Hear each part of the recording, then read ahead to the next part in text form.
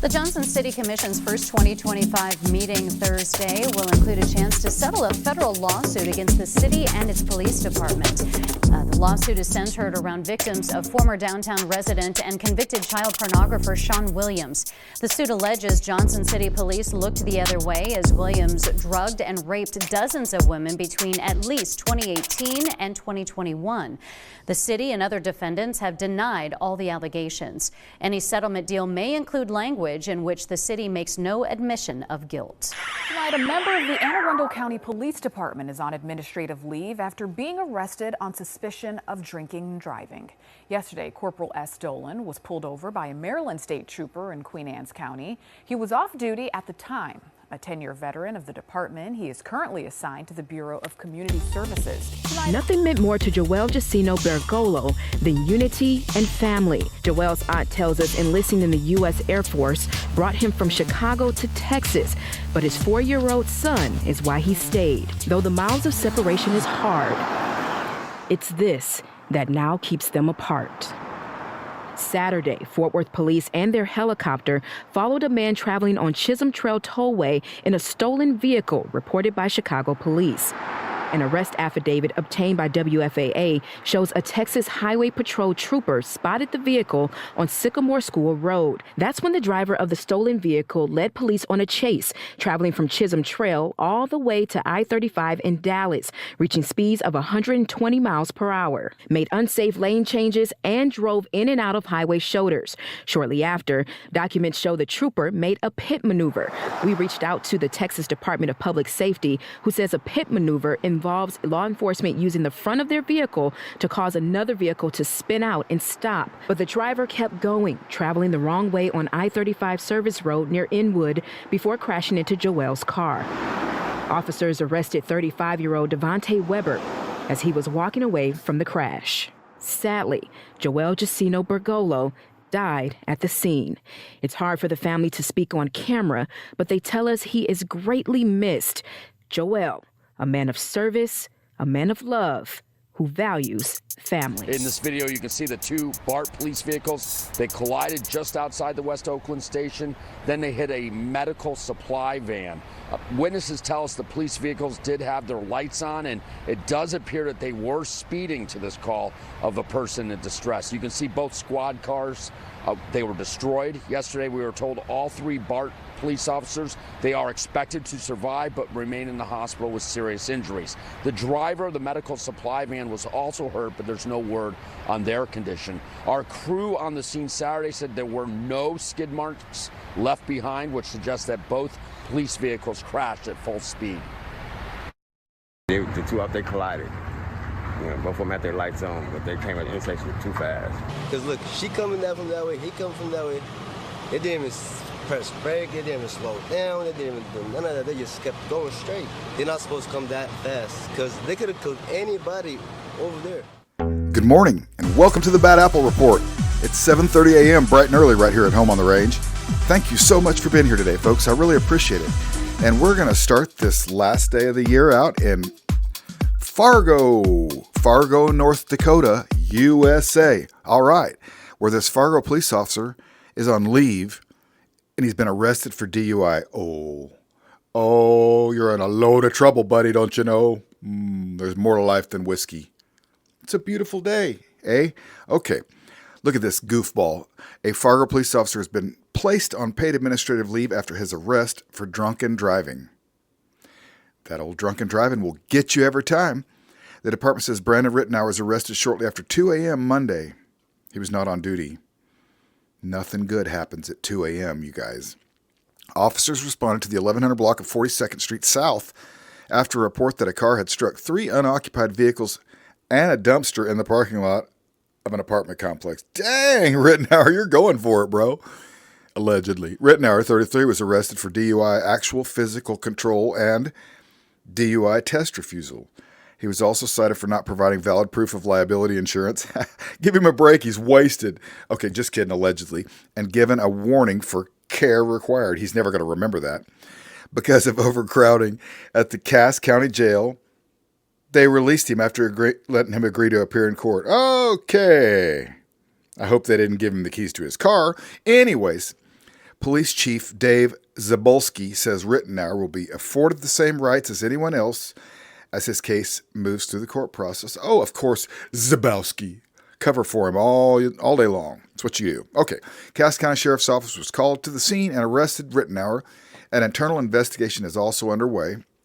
Rittenauer joined the department about a year ago and is a patrol officer in the Neighborhood Services Division. Do you really want that guy roaming through your neighborhood? Not I, but of course I don't live in North Dakota. All right. Thanks for being here today, folks. On with the show. Good morning. I am Joe Cowan, the Director of the Jacksonville Sheriff's Office, Department of Patrol and Enforcement. I'm here to notify the public of an arrest of a JSO correctional officer by our agency. On Thursday, December 26, Corrections Sergeant Donald Boston was arrested on one count of domestic battery, a first-degree misdemeanor. As a matter of background, Boston has been employed by JSO Corrections for 17 years and 7 months. His date of hire was May 14th of 2007. He became a sergeant on October 24th of 2022. Due to his arrest, he has been stripped of his authority as a corrections officer and has been placed on administrative status. Once the criminal case is completed, JSO will begin an internal investigation of Boston. The following is a summation of facts which support Boston's arrest. On December 26, JSO officers were dispatched to a domestic dispute at Boston's residence. Officers gathered evidence that during an argument, Boston grabbed the arm of the victim, a domestic family member. When Boston grabbed the victim pulled away, causing the victim to fall to the ground. The victim was not injured. Boston suffered a laceration to his arm. Based on the totality of the circumstances, Boston was arrested by the integrity detectives for domestic battery. Because of the privacy rights granted to family members of law enforcement officers by Florida state statute, our agency cannot identify or provide identifying information about the victim family member. This is the 14th arrest of a JSO employee by this agency in 2024. 5 additional JSO employees were arrested by law enforcement agencies this year. Our collective belief in openness, transparency, and accountability outweighs any personal allegiance to JSO employees. As we have said many times before, no one is above the law. If investigators find that there is probable cause to support a criminal allegation of a JSO employee after a comprehensive investigation, this agency will hold that employee accountable. I am happy to take any questions at this time. All right, thank you for your time. Oh, good grief. Are they that stupid? Yes. And that depraved, for sure. Eustace police officer accused of using city internet to upload child photography. A Eustace police officer has been arrested after investigators say he was sharing child photography online. An arrest affidavit alleges the officer uploaded the videos from an IP address which matches an address used from his city-issued patrol unit. Idiot. Cody Mitchell Burris, age 32 of Tyler, was arrested Saturday after investigators reportedly found videos of young girls performing whatever. According to an arrest affidavit, Burris was found to be an active police officer for the city of Eustace. Oh, they're so proud of this guy. The investigation began on June 21st, 2024, when an investigator with the Henderson County Sheriff's Office's Crimes Against Children Division, discovered videos depicting child photography being shared by a user with Henderson County IP addresses. The investigator received a search warrant for the addresses in November. Wow, that took a minute or two, and digital content was returned on December 25th. According to the document, the content included additional pieces of child photography and images of a man sitting inside of what appeared to be a police car. Goofball. The document says the mayor of Eustace identified the man in the pictures as Burris and informed the investigator that Burris was an active police officer for the city. The mayor also reported that Burris lived in Tyler. Oh, I'm sure his neighbors are like, great. Okay. They gave a description of his vehicle, black and white unit with red and whites on the top. Burris remains booked in the Henderson County Jail on $75,000 bond. Okay, he's sitting in jail. What an idiot. Cody Mitchell Burris. What a way to start the year out. Cody. All right, on with the show. It would appear that our New Year's Eve show is developing a little theme, and that theme is drinking and driving has real consequences, as everybody knows. But it's party night, so it's appropriate that it's on today's show. Fort Bliss Soldier charged with DWI after deadly crash. He attempted CPR on the motorcyclist. El Paso, Texas. A newly obtained arrest report reveals that after crashing, an alleged drunk driving Fort Bliss Soldier performed CPR on a motorcyclist before the rider died on West El Paso Street. Tragic. On December 13th at around 2:20 a.m., 22-year-old Fort Bliss Soldier Brandon Victor Shepard was arrested and charged with driving while intoxicated after he was involved in a deadly crash that killed a 38-year-old motorcyclist, Kyle Leonard Calvary. Okay, according to the arrest, the El Paso police, the crash happened North Mesa Street, Castellano Drive, right at the corner where the restaurant Angry Owl lives. Oh. EPPD's Special Traffic Investigators Unit believes Shepard, who was driving a 2022 gray Ram pickup, and Calverley, who was riding a 2007 black Suzuki GSXR R1000 motorcycle, crashed into each other when Calverley was riding south on Mesa towards downtown, and Shepard, who was driving north on Mesa Street, turned it in front of him on Castellano Drive, entering into the path of the motorcycle there. Okay. Authorities said that after the impact, Calverley flew off the motorcycle while Shepard lost control of the truck and crashed into the Angry Owl restaurant. Dang it. Just terrible. Tragic. EPPD said that the crash was caused because of the driver's blew past a red light. However, they have not yet determined who was at fault. Okay. Nonetheless, an arrest report obtained reveals the information like how, after the crash, Shepard tried to perform life-saving measures on Calverley and cooperated with the police. Okay, but after the arrest report, police officers responding to the crash met with Shepard on the scene. Shepard reportedly told the officers he turned on Castellano Drive to go to his apartment complex and he didn't see the motorcycle. He reportedly told the officers he tried to maneuver the truck. By the time he noticed the motorcycle, it was too late. The report then details Shepard told the officers he called 911 after the dispatcher instructed him and his two passengers to perform CPR. I see. Okay. The cameras on the scene captured what looked like the Suzuki motorcycle ripped apart by the crash. Okay. All right. According to the arrest report, Shepard told the officers they were driving back after spending the evening at the bar on the east side of the town and admitted to drinking 4 Michelob Ultra Tall Boys. Okay, he's in big trouble now. The officers described Shepard as having, at the time, glossy eyes, slurred speech, and smelling like alcohol. The report then mentions that Shepard failed the field sobriety tests while on the scene, and then later at the EPPD's Central Regional Command, he took 2 breathalyzer tests showing that his alcohol levels were reportedly higher than the limit.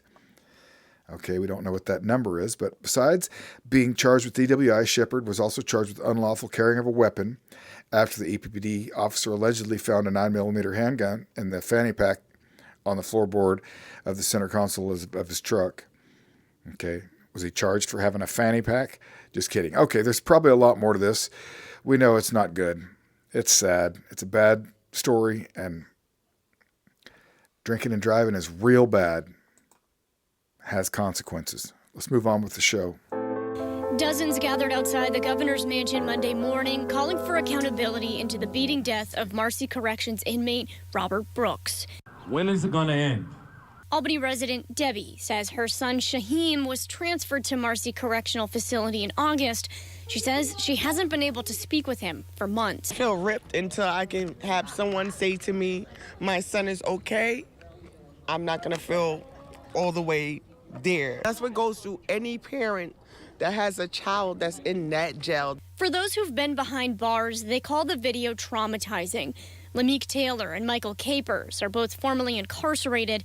They say the release of the body camera video is almost a relief. Because oftentimes that abuse happens and it doesn't ever get out.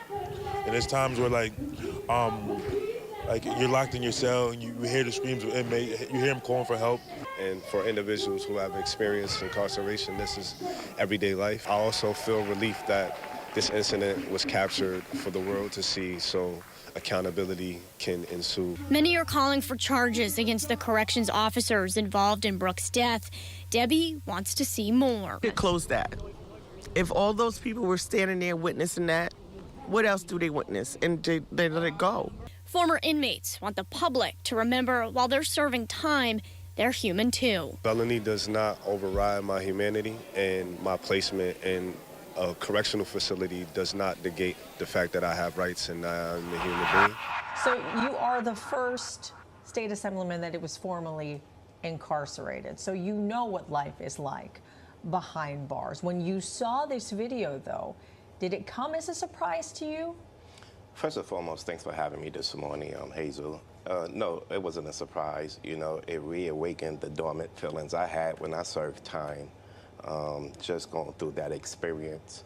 But what I seen on footage, it was just horrific. We watched murder on footage. It was a modern day lynching to me. And just to see Robert Brooks' reaction on that table, helpless, defenseless. Thank God for the audio, because you can't hear the agony and the screams, which were reported throughout the facility.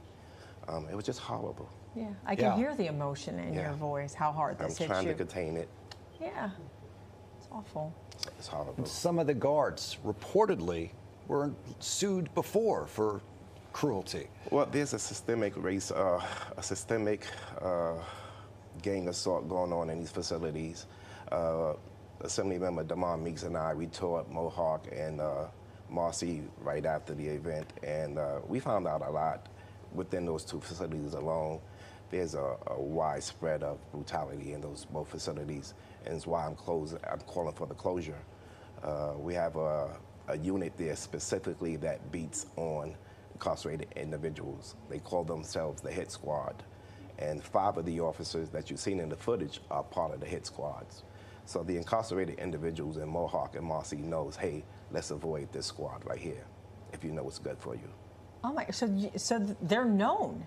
Oh, they're known. It's out there. It's known. And, you know, it's been quiet. You know, thank God that the camera, you know, the body cams were recording, although it was off. It was recording. But if they're known, how is this allowed to happen? And how are they allowed to remain employed there? Well, we never had body cam catch it before, right? So it was always swept under the rug. Disciplinary hearings never favor the incarcerated individuals. They automatically believe officers, staff. So, you know, it's swept under the rug quite often. But Hazel, I am starting there are 42 prisons in the state of New York, 13 maximums, 26 mediums, and 3 minimums. I've been to every prison since elected, with the exception of the 3 I was in, Elmira, Mid-State, and Cayuga. But I'm going to revamp that. I'm going to visit every prison starting tomorrow and issue a report about every prison. So Assemblyman Marcy and Mohawk facilities, why not clean house, get a better culture in there? Why push for closing down the facilities themselves rather than maybe the personnel? That's a good question. You know, so we thought about that when we first went, Assemblymember Damon Meeks and I. We thought it was just an isolated incident with 14 officers, few sergeants. Before we seen the footage, we just thought it was just isolated incident. And then when we went into Marcy and into Mohawk and we talked to incarcerated individuals and staffers who were afraid to talk, we found out it's widespread. We have additional 43 officers' names and sergeants that we want to be brought up as well, in addition to the 14 who are being charged. 43 additional? 43 additional officers and sergeants. You know, one of the good things that Governor Hochul did was help secure the nominations for Commissioner Dan Monticello. He's a new commissioner, and I feel sorry for him. This fell on his plate. He's doing a great job, much more to do. But we got to follow this up, and you know, I think closing these 2 facilities is the right thing to do. It's written with officers who systematically abuse incarcerated individuals. I mean, the Oneida Correction Facilities, they're now enforcing that these cameras be on and working anytime there's this type of interaction. Do you think that that's enough? No, it's not enough. And if you look at some of the footages from Officer Mitchell and the 3 other officers, you look at their body cams, you know, they knew that with one point or another, the camera was on. So you see a sergeant come and turn it off. You know, you hide it, you know. Who are you going to believe, an incarcerated individual or an officer or a lieutenant or a superintendent? You know, when you file these charges on incarcerated individuals, they have no help, you know, so we kind of side with the system. What else could be done, though, to safeguard? Because do you feel like anything would be foolproof? Body cams is a big start. Okay. You know, again, you know, we have documented abuse in these systems. Let's talk about Corey Rise from one of the exonerated 5s. Reuben Wills, he was incarcerated at Marcy for about 7 years, abused 3 times. Now one of the biggest political consultants in the city. Yeah. It's documented. We just need change. Had you ever witnessed anything like that? I've witnessed and experienced it. You know, you did experience it while you were inside? Yes, right in that whole corridor, in that hub, the Oneida hub. So in the Oneida hub, you have Marcy, Mid-State, and you have Mohawk. When I was transferred from a maximum facility, Elmira, to Mid-State, that's where I experienced abuse by an officer. And did you report it? Was it documented? I reported it. And what had happened? Just swept it away. I'll give you another example. Just in Marcy, 3 days ago, Christmas Eve, Assembly Member Meeks and I, we talked to the incarcerated individual. He had a cast on, and he was afraid. He didn't want to talk because of retaliations. And getting him to open up, he shared. He said, hey, look, 4 days ago, 2 of those officers who are out there guarding this room right now broke my arm. And when we took me to the infirmary, his girlfriend works in the infirmary. So she didn't want to designate the arm broken with just sprain, and he wrapped it up in a gauze. So in agony, he cried 2-3 days. They finally listened, took him out to the hospital, and found out his arm was actually broken in 2 places, giving him a cast. Those are the things. These men are 5-6 hours away from the city, don't want to report it. The correctional officers guard the mail, they guard the phone. There's no protection for them. And it's unfortunate because, you know, these young men and women experience abuse too in these prisons. You know, they're sentenced. They did something wrong in society. Their debt is to go into these prisons, rehabilitate themselves, correct their behaviors, and then come home. That's the debt to society. Do your time, come home. And none of those sentences, I've seen a death sentence, which Robert Brooks received. Yeah. Let's hope this is the start of turning it around finally, right? We're praying, you know. Again, you know, we have a great commissioner in Daniel Monticello. Yeah.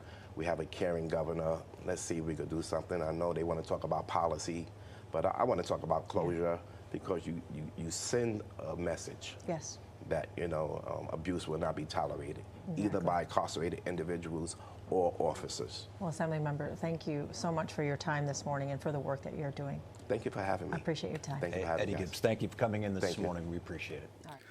That's it for the year, folks. Thank you so much for being here to watch the Bad Apple Report right here at home on the range every day for weeks and months. You're awesome. I have really enjoyed getting to know you all. I have so much fun putting together the show just for you. It's true. You're the reason I do this. And I'm going to keep doing it all the way through 2025 and maybe even after that, Lord willing. You guys are awesome. I hope you have a wonderful last day of the year.